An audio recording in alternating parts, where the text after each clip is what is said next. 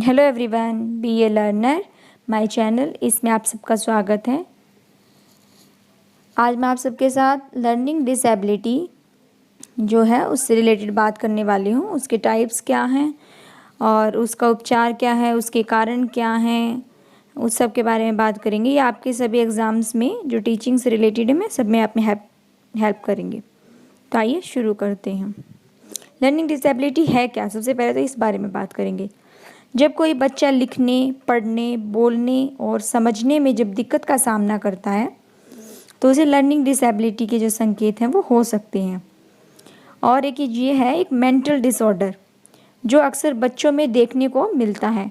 अगर कुछ सीखने में ज़रूरत से ज़्यादा समय लग रहा है तो इस बात को हल्के में न ले, उसे लर्निंग डिसेबिलिटी हो सकती है। तो आप उसके बारे में बात कर सकते हैं या किसी साइकोलॉजिस्ट से मिल सकते हैं या उसका आईक्यू लेवल चेक करा सकते हैं। आईक्यू लेवल तो वैसे इसका नॉर्मल ही होता है इन बच्चों का, पर ये नॉर्मल बच्चों के मुकाबले बहुत कम प्रतिक्रिया करते हैं। तो अब हम बात करेंगे जो लर्निंग डिसेबिलिटी की जो कठिनाइयाँ हैं, वो जो टाइप्स हैं वो क्या क्या हैं। डिसलेक्सिया, सबसे पहले डिसलेक्सिया जो है वो है पढ़ने से संबंधित। जब बच्चा पढ़ नहीं पाता अच्छे से तो डिसलेक्सिया होता है। डिसग्राफिया, ग्राफ में वह लिख नहीं पाता। डिसकैलकुलिया, इसमें गणना संबंधी, जो मैथ संबंधी, जो कैलकुलेशन संबंधी जो समस्याएं हैं वो आती हैं। डिस्प्रैक्सिया, गतिक कौशल संबंधी समस्या जो है वो इसके अंदर आती हैं।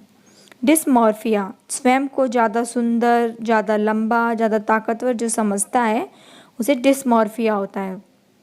डिस्थीमिया के बारे में बात करेंगे। गंभीर तनाव की जो समस्या है, ज़्यादा तनाव जो ले लेते हैं उन्हें डिस्थीमिया हो जाता है।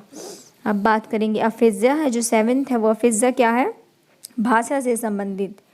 अफेज़िया को हम ऐसे समझ सकते हैं किसी को फेज़ करना, वो हम किसी के साथ कम्युनिकेशन जो स्किल है वो समस्या आती है।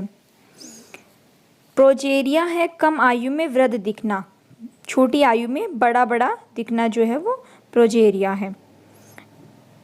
डिमेंशिया है, तर्क न कर पाना, स्मरण जो शक्ति है जो है वो कमज़ोर होना। और जो है बच्चा जो स्मरण शक्ति, आपको पता होगा स्मरण शक्ति क्या होती है कि चीज़ों को याद रखने की जो क्षमता होती है वो बहुत कम होती है। बुलीमिया है, भोजन ग्रहण संबंधी योग्यता, अयोग्यता नहीं होगी इसमें, समस्या ही है, बच्चा भोजन जो ग्रहण है वो नहीं कर पाता अच्छे से, वो इसमें शामिल होंगी।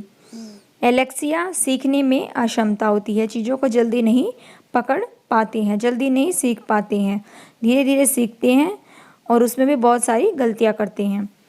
और सबसे लास्ट है ADHD, अवधान संबंधी, ध्यान जो है वो एक जगह नहीं लगा पाते, जो चीज़ें सीख रहे हैं वो आएगा इसके अंदर।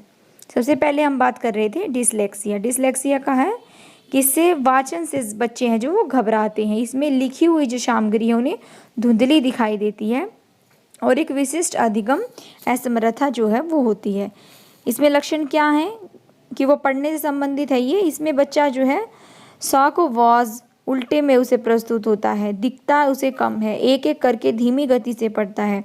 दृष्टि और जो स्मृति है वो संबंधी उसमें कठिनाइयाँ होती हैं। पढ़ते समय किसी जो शब्द है या पूरी पंक्ति है उसको छोड़ देता है। वाक्य में आए शब्दों को भी आगे पीछे करके पढ़ने लग जाता है, जैसे रेगुलर नहीं पढ़ता लाइंस को। डिसलेक्सिया के कारण क्या हो सकते हैं, इसका जो कारण है वो तंत्रिका तंत्र जो है हमारा, उससे संबंधित जो विकृति है उसमें कोई प्रॉब्लम आ जाती है, उसके कारण होता है। वंशानुक्रम भी हो सकता है, यदि उसके पेरेंट्स में या उसके फैमिली में किसी को ये प्रॉब्लम है तो बच्चे में भी हो सकती है। और इसका निदान क्या, इसका क्या कर सकते हैं, इसमें पारिवारिक इतिहास है जो उसका अध्ययन करना चाहिए कि किसी को यदि प्रॉब्लम है। भाषा है, वृत्ति है, उच्चारण है, स्मृति संबंधी जो परीक्षण है उनका सूक्ष्म निरीक्षण किया जाए, ध्यान दिया जाए कि वह कहाँ कहाँ गलतियाँ कर रहा है और उनमें धीरे धीरे सुधार कर सकती हैं। जैसे इसमें बताया हुआ है वर्ड को WRDO पढ़ता है, इस तरह से उसमें प्रॉब्लम्स होती हैं।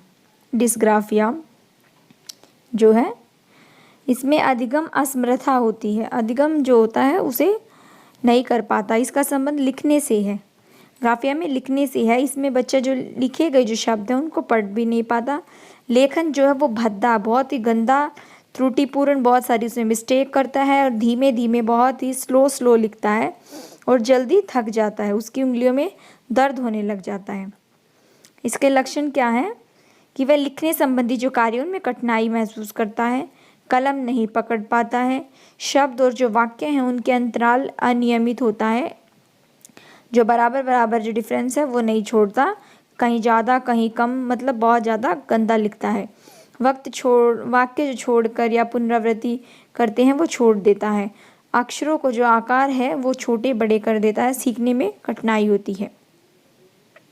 जैसे इसमें देख सकते हैं आप इस पिक्चर में कितनी गंदी हैंडराइटिंग है, इधर उधर लिखना, गैप न छोड़ना, ये सब इसमें कर सकता है बच्चा।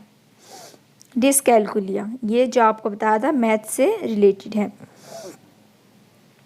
इस रोग से बाधित जो बच्चे हैं वो शीघ्र नहीं पहचाने जाते, उन्हें उनका जल्दी पता नहीं चलता कि उन्हें डिसकैलकुलिया की प्रॉब्लम है। इसमें गणितीय जो योग्यता है वो कम होती है। इसमें बच्चा जोड़ना है, जो घटाना है, गुणा करना है या भाग करना है, उसमें देरी करते हैं बहुत ज़्यादा। माता पिता इन्हें सुस्त कहते हैं, आलसी कहते हैं, और जो इनका कार्य है वो ठीक से नहीं हो पाता। इसके लक्षण क्या है, वो गणित के कार्य नहीं कर पाता। संख्या जो है उन्हें पहचानने में, जो काउंटिंग्स हैं उन्हें भी पहचानने में उसे बहुत ज़्यादा समस्या होती है। आकृति विभेदन की समस्या होती है, वो जो पिक्चर्स हैं जो हैं उन्हें पहचान नहीं पाता, आकृति है छोटी है बड़ी है, किसकी शेप क्या है उसको नहीं पहचान पाता। परिधि जो क्षेत्रफल है उन्हें तो वह बिल्कुल भी नहीं समझ पाता, इसमें बहुत ज़्यादा कठिनाई महसूस करता है। समय है, दूरी है, जो गहराई है उससे जुड़ी समस्याएं होती हैं उसे। गणित जो संप्रत्यय हैं उनको स्मरण करने, धारण करने, पुनः स्मरण करने में बहुत ज़्यादा कठिनाई महसूस करता है। रुपए जो पैसे हैं उनके लेन देन में भी बहुत ज़्यादा कठिनाई महसूस करता है। इन बच्चों के लिए जो गणित है उनका अभ्यास और प्रयोग जो है वो बहुइंद्रिय प्रयोग कराना चाहिए, अलग अलग तरीके से उन्हें समझाना चाहिए कि उन्हें समझ आ सके। खेल विधि करानी चाहिए, प्रश्नोत्तर विधि करानी चाहिए, और उनका जो वास्तविक जीवन है उसके अनुभव के माध्यम से उन्हें सिखाना चाहिए, जिसकी वजह से थोड़ा बहुत जो उसकी परेशानियाँ उनको कम किया जा सकता है। जैसे इस पिक्चर में आप देख सकते हैं 12 - 3 = उसने 15 कर दिया है, जबकि इसमें प्लस नहीं माइनस है, और फिर किनको ऐड करना है और वो किनको ऐड कर रहा है, और फिर भी 20 आंसर शो कर रहा है। अब बात करेंगे ADHD जो है, जिसमें ध्यान की कमी होती है, ध्यान का अभाव होता है। इन बच्चों में आवेगों को नियंत्रण करने की समस्या होती है, वे अपने आवेग हैं जो उनको नियंत्रण नहीं कर पाता, उसका ध्यान जो है वो एक पॉइंट पर केंद्रित हो ही नहीं पाता। कक्षा में अनुशासनहीनता जो है वो बहुत ज़्यादा करते हैं, शिक्षण में जो बाधा है वो उत्पन्न करते हैं। स्नायु तंत्र जो है उनका उससे संबंधित विकृति है, जिसमें असामान्य स्तर का जो ध्यान है, आवेश है, अति क्रियाशीलता वह शो करता है। यह बच्चे संवेगात्मक रूप से अस्थिर होते हैं, इनके जो संवेग हैं उन पर भी इनका नियंत्रण नहीं होता।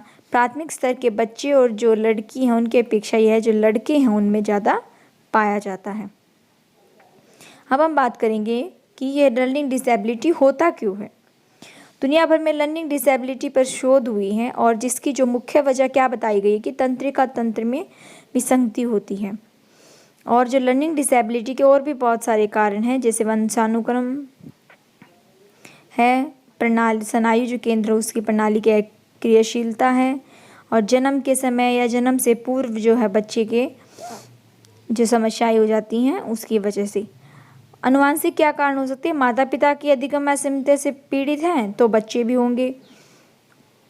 तंत्रीय जो कारक हैं वो हैं, इस समस्या में अध्ययन जो असमर्था उत्पन्न होती है। और जन्म से पूर्व क्या कारण हो सकते हैं, उसका जन्म नहीं होता, गर्भावस्था के दौरान भी कभी कभी कुछ जो कारक है वो भ्रूण को प्रभावित कर देते हैं। माँ द्वारा अत्यधिक जो दवाई हैं उनका सेवन करने की वजह से, माँ के द्वारा मदिरा पान करने की वजह से, माँ के कुपोषण से ग्रसित होने की वजह से, और महिला जो है उन्हें गर्भवती महिला को गंभीर जो अगर कोई बीमारी है उससे ग्रस्त होने की वजह से भी बच्चे में लर्निंग डिसेबिलिटी आ सकती है। और जन्म के समय क्या हो सकता है, वो तो जन्म से पहले का था, और ये समय जब बच्चे की डिलीवरी हो रही होती है। इस समय जो है बच्चे को ऑक्सीजन नहीं मिल पाना और जन्म के समय किसी घटना के कारण उसके मस्तिष्क पर चोट लग जाना, औजार से प्रसव कराने की वजह से मस्तिष्क की जो कोशिकाएं हैं उन्हें चोट लगने का कारण, और जन्म के पश्चात क्या हो सकता है, उसके पैदा होने के बाद क्या हो सकता है, किसी दुर्घटना में मस्तिष्क में चोट लग जाना, लेड या पेंट जैसे तत्वों के शरीर में चले जाना, जैसे बच्चे मिट्टी विट्टी खाते हैं, पेंट खा लेते हैं या कुछ उठाकर ऐसी चीज़ें खा लेते हैं, तो ध्यान रखना चाहिए। लर्निंग डिसेबिलिटी में बच्चे के मस्तिष्क जो है उसका विकास देरी से धीमे से होता है। इसके कारण सुनने, बोलने, पढ़ने, लिखने के जो कौशल हैं वो विकास प्राय धीमा होता है। और इसका हम इलाज के बारे में बात करेंगे। सबसे पहले माँ बाप और जो अध्यापक हैं उन्हें लर्निंग डिसेबिलिटी से संबंधित जानकारी इकट्ठी करनी चाहिए कि इसमें क्या क्या प्रॉब्लम हो सकती हैं, कि जो उनके बच्चे में है उसमें क्या क्या जो सिम्टम्स होते हैं, क्या क्या जो इसका उपचार है, कैसे किया जा सकता है। बच्चों को प्यार से कक्षा में प्राथमिकता के आधार पर लक्ष्य चुनना सिखाना चाहिए। हो सकता है कि आपको बच्चे को बार बार यह सिखाना पड़े, तो आपको इरिटेशन नहीं होनी चाहिए। आपको बिना निराश हुए साय के साथ बच्चे को टास्क जो है प्रायोरिटाइज सिखाने चाहिए। सबसे पहले जो है फिर बच्चों को निर्देशों का पालन करने के लिए प्रोत्साहित करें। अगर बच्चे निर्देशों का पालन करें तो अच्छी बात, अगर नहीं करे तो उन्हें डांटे नहीं। ये बच्चे जानबूझकर ऐसा नहीं करते। हमारे लिए और आपके लिए समझ पाना बहुत कठिन है कि ये बच्चे निर्देशों का पालन क्यों नहीं करते। बस इतना समझ लीजिए कि प्यार जाता जाए और लगातार प्रयास से इन बच्चों को निर्देशन का पालन करना सिखाना चाहिए। इन बच्चे जो हैं उनको प्रशिक्षण देते समय इस तरह के परिवर्तन किए जाने चाहिए कि उनकी जो डिसेबिलिटी है लर्निंग से संबंधित उसे बच्चा आसानी से समझ सके। और इनके बचाव क्या हैं? गर्भावस्था के दौरान अधिक से अधिक दवाइयों का जो सेवन है वो नहीं करना चाहिए। वो चीज़ थी अगर बच्चे को हो गया है, और ये है कि बच्चे को हो ही ना, उसके लिए क्या कर सकते हैं। गर्भावस्था के दौरान दवाइयाँ ज़्यादा ना लें, धूम्रपान ना करें, नशीली जो दवाई हैं उनका सेवन ना करें, शराब ना पिएं, और वो सभी जो कार्य करें जिससे बच्चे के दिमाग का जो विकास है वो हो, प्रभावित भी ना हो। खान पान का विशेष ध्यान रखना चाहिए और सबसे ज़्यादा आवश्यकता है कुपोषण से बचना चाहिए। गर्भावस्था में माँ को कोई भी ऐसी गतिविधि नहीं करनी चाहिए जिससे शरीर में ऑक्सीजन की कमी हो। उन्हें तेज चलना, दौड़ना, बहुत ज़्यादा मेहनत वाला काम करना जिससे तेज़ी से सांस लेने की आवश्यकता पड़े वो नहीं करनी चाहिए। जन्म के समय यह सुनिश्चित करना कि बच्चे को पर्याप्त ऑक्सीजन मिल सके, और प्रसव के दौरान बच्चे को किसी भी चोट से बचाना, विशेषकर जो है उसके मस्तिष्क पर चोट ना लगे, ऐसी चीज़ें करनी चाहिए। और लेड या जो पेंट है जैसी चीज़ें बच्चे के शरीर में ना जाएं, हमें ऐसी चीज़ें करनी चाहिए।